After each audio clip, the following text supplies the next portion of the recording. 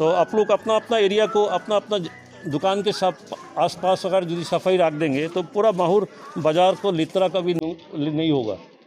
तो आप लोग सभी दुकानदार को यही मेरा अनुरोध है, आप लोग अपना सभी एरिया को सफाई रखें।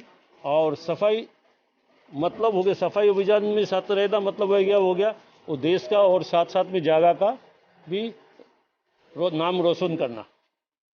तो धन्यवाद, ये बोल के मेरा से छोटा सा बात अभी यही खत्म करता है। धन्यवाद।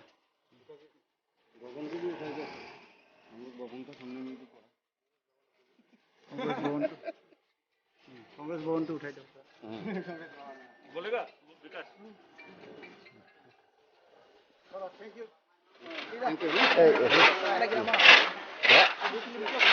untuk kemarin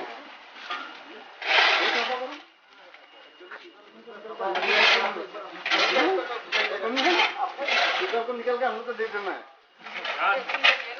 है भाई। हाँ कुछ विचार करो, पेपर को निकल के हम लोग को दे दो।